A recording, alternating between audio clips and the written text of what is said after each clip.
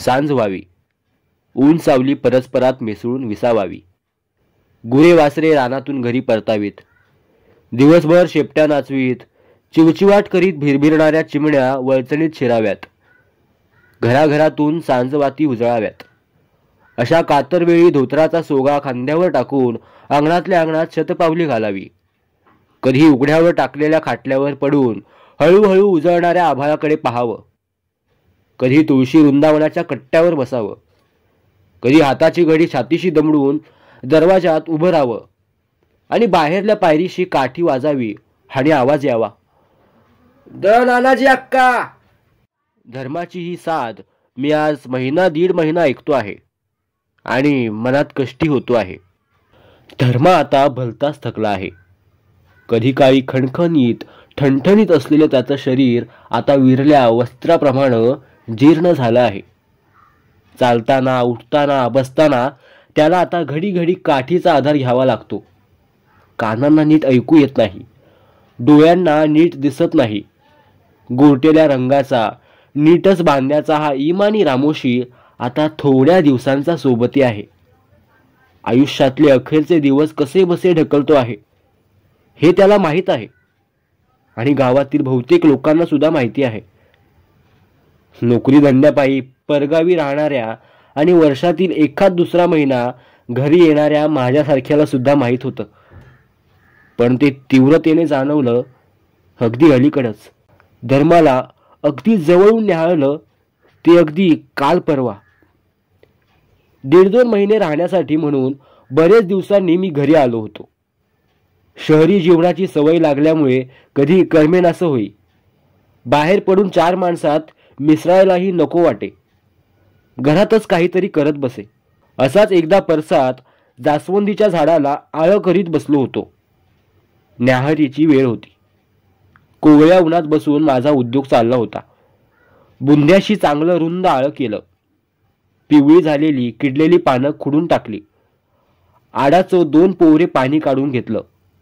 एवढ्यात घाईघाईनं आई आली आणि म्हणाली, "आंबा बघ कुठं मिळाली तर. तुझ्या चुलत्याच्या पोटात दुखतंय." मी हात धुवून उठलो आणि सोप्यावर गेलो. गोंगड्यावर पडून काका कणत होते. "इथं रामोशवाड्यात बघ. धर्माकडे सुद्धा असेल बघ." पुन्हा आई म्हणाली. मी बाहेर पडलो आणि रामोशवाड्याच्या दिशेनं पावलं उचलली. प्रथम धर्माकडे गेलो. खोपटाच्या बाहेरच धर्मा उन्हाच्या तिरपेला पुढ्यात थाळी घेऊन उघडा वाघडा बसला होता. कमरेला केवळ फक्त एक हातभर धडपा होता. काशाच्या लखलखीत थाळीत कसल्या तरी पालेभाजीचा उकडलेला लगदा आणि तांबड्या रंगाची अर्धी 3 चतकोर भाकरी होती. बाजूला ठेवलेल्या पाण्याच्या तांब्यावर एक हात ठेवून धर्मा एक एक घास सावकाश खात होता. "काय धर्मा, न्याहारी चालली वाटतं." धर्मानं वर पाहिलं. तोंडाजवळ नेलेला घास पुन्हा थाळीत ठेवला आणि अपराध्यागत चेहरा करून तो म्हणाला, "वय जी, वय." बसल्या बसल्यास तो पलीकडे सरकला आणि कोपऱ्यातलं एक तटकर सारखं करीत म्हणाला, "टेका याच्यावर." काय अरवाही पाय वळवलं गरीबाकडं.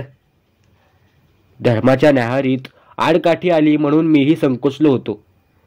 उभ्या उभ्याच बोललो, "टेकत नाही आता धर्मा. हरभऱ्याची आंब काही धरली असलीस तर दे ना. अरे काकांच्या पोटातलंही दुखतंय. थोडे आंब नि साखर देऊन पाहतो." "स्वतःच कशाला हेलपाटा घेतला जी. सांगून धाडलं असतं तर. निदान उंबऱ्यावर उभं राहून हळी दिली असती तर आलो असतो की घेऊन." एवढं बोलून धर्मानं दाराकडं तोंड केलं आणि तो बोलला, "बजे, अगं आमचा शिसा आणून दे धन्यांना." आत थोडी हालचाल झाली आणि काळा सावळा हातच फक्त बाहेर आला. शिसा ठेवून परत दिसेनासा झाला. धांदल होती म्हणून मी शिसा घेऊन बाहेर पडलो. पण मन विचारात होतं, बजा बाहेर का आली नाही आणि धर्माचं जेवण असलं कसलं. माझ्यासारख्या परिचित आणि गावच्या माणसापुढं यायला लाजायला बजा काही पाटला देशमुखाची नव्हती. थाळीभर भाजी आणि चतकोर भाकरी खाऊन धर्मा न्याहारी आटोपतं की काय. यानंतर एकदा सवडीने मी धर्माकडे गेलो. सारी चौकशी केली आणि धर्मानंही मोकळ्या मनानं सारं काही सांगून टाकलं. कापऱ्या आवाजात तो म्हणाला, घोडं थकला आता धनी, कामधंदा होईनासा झालाय. चालता हात होता तवर वला वाळला तुकडा मिळत होता. आता काय असं दिसालं. वंगाळ भल्या भल्यांना दुपारची भरात पडली. मग आम्हा गरिबांचं काय? 2 साल झालं पाऊस नाही, पाणी नाही, दुष्काळ पडलाय आपल्या मुलकात. फार चिमट्याची धारण झाली. का घ्यायचं आणि का खायचं? त्यात बजीला तादल्यानं टाकली. ती बी घरीच बसली आता. मग पोटा पाण्याचं काय करतोस धर्मा? भागवतो कसं तरी कण कोंडा करून. कधी रताळ, कधी गाजर उकडतो आणि खातो बापलेक. कालच्याला तुम्ही आला तेव्हा पोरीनं तांदळाची भाजी आणली होती रानातनं वटाभर. ती उकडून मीठ घालून खाल्ली कोरकोर भाकरी संग. बकऱ्यावानी पाला पाचोळा खाऊन जगायचं आलं कपाळी. वांगाळ, लय वांगाळ. आतडं तोडून धर्मा बोलत होता. मला भारी वाईट वाटलं. एक वृद्ध रामोशी, ज्यानं माझ्या वाडवडिलांची सेवा चाकरी केली, तो पालेभाजी उकडून खातो आणि दुपारची वेळ भागवतो हे मला ठाऊकही नसावं.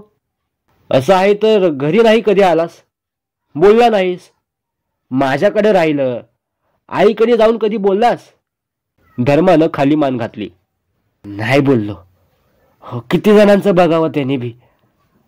आबाळ फाटलं या, कुठं म्हणून लागावं ठिकाण. धर्माच्या या उत्तरावर मी काय बोलावं? गप्प राहिलो. काही वेळ तोही गप्प राहिला. बरं आहे मी बघतो मी. एवढं बोलून शेवटी मी धर्माचा निरोप घेतला आणि जड मनानं घरी आलो. संध्याकाळी बसल्या बसल्या धर्माची गोष्ट आईपाशी काढली. तशी तीही खूप हळहळली. वाईट दिवस आले बघ. गोरगरिबांना उपाशी मरायची पाळी आली.